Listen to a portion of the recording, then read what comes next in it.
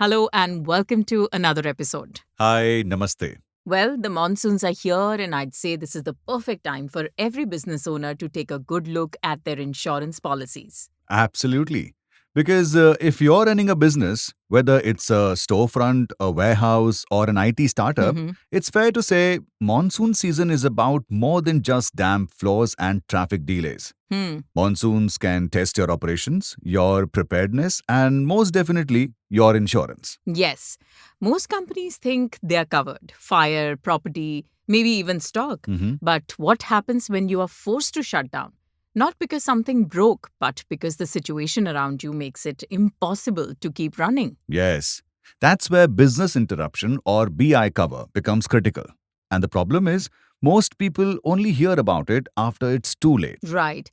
And monsoons can expose that gap very quickly. Yes. Let's assume your store is dry, Mhm. but your street is waterlogged or your supplier's warehouse is under 3 feet of water.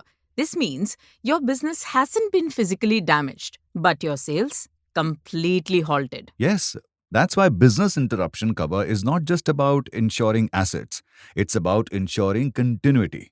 It helps you recover lost income and covers fixed costs that don't wait for sunny days. Absolutely. And yet, it's one of the most overlooked covers. Yeah. Many businesses assume it's only for large enterprises or factory units, Hmm. but in reality, BI is just as crucial for a small design studio, a retail outlet, or even a logistics company. In fact, I have a case in mind Mhm. that'll help us understand this better. Yes, that'll be great. So, this happened with a boutique fashion store in South Mumbai.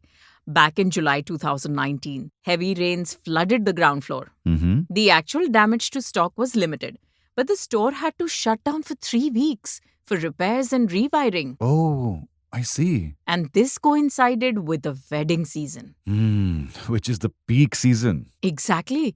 They lost over 14 lakhs in potential revenue and had to absorb 3.5 lakhs in fixed costs.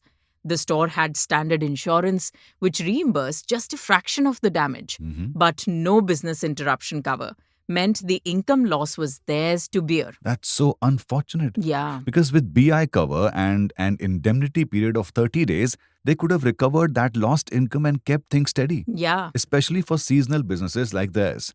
That kind of protection can be a lifeline. true. And that brings us to another important aspect. Downtime isn't always physical. Correct. Let's look at this case. For example, so in 2021, Chennai Mhm. witnessed intense rainfall, and a logistics provider in Ambattur found their entire fleet stuck for 9 days because the roads were submerged.